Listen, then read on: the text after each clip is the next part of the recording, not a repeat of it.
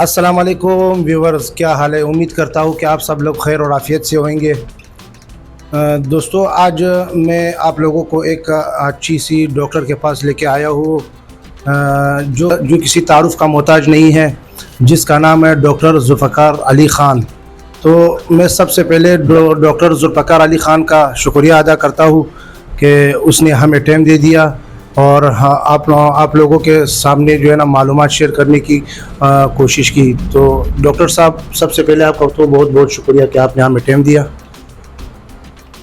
शुक्रिया, आप तशरीफ़ लेकर आए और आपने हमारा इंटरव्यू जो है वो लेने की कोशिश की है। लिहाजा हम पूरी कोशिश करेंगे कि जो भी आप हमसे सवाल करेंगे मुख्तलिफ़ बीमारियों के हवाले से, उसका हम जवाब बेहतर अंदाज से आपको दे सकें। मेरी मेहरबानी। तो डॉक्टर साहब, ये बता दीजिएगा कि आजकल ये मैदे की बीमारी है, हर दूसरे तीसरे बंदे को ये मैदे की बीमारी जो है ना ये लगती है। तो इसके बारे में आप क्या कहेंगे, इसके बारे में आपका क्या ख्याल है?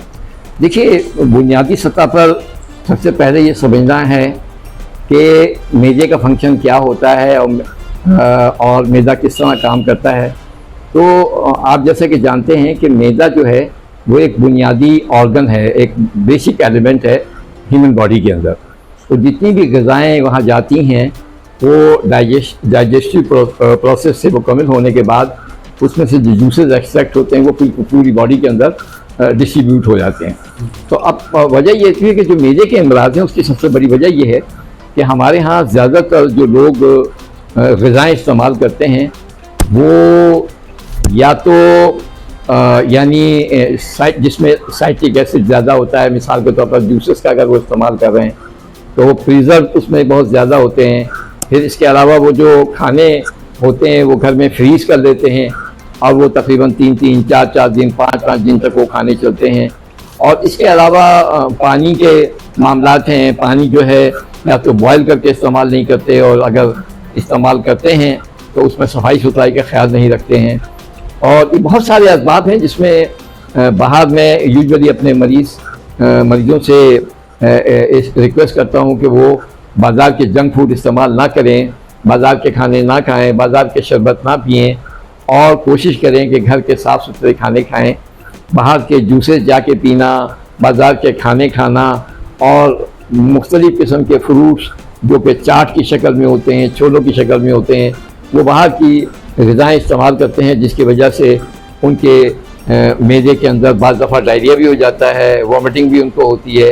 तो उमूमन मरीज़ों से मैं यही कहता हूँ कि कोशिश करें कि अपने घर का खाना खाएं, फ्रेश खाएं, सब्ज़ियाँ फ्रेश खाएं, गोश्त जो है वो तरोताज़ा लेकर आएँ और उसका इस्तेमाल करें। हमारे यहाँ जो गोश्त बाज़ार से ख़रीद कर फ्रीज़ किया जाता है 4-4 दिन, 5-5 दिन, 1-1 हफ़्ते, तो अगर उसकी माइक्रोस्कोपिक स्टडी आप करें तो उसमें बहुत सारे बैक्टीरिया पैदा हो जाते हैं।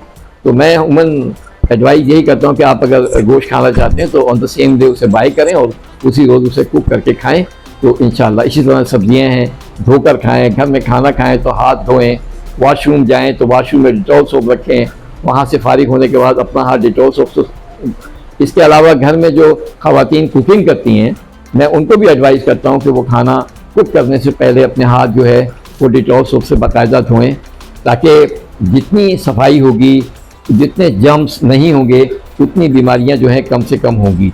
इसी तरीके से घर के अंदर बाकायदा रोज़ाना जो पोछे लगाए जाते हैं आमतौर पर वो डिटॉल के लगाए जाएं। और इसके अलावा जो घर में मेड्स आती हैं खाने पकाने के लिए, उनसे कहा जाए कि सफाई सुथराई का ख्याल रखें।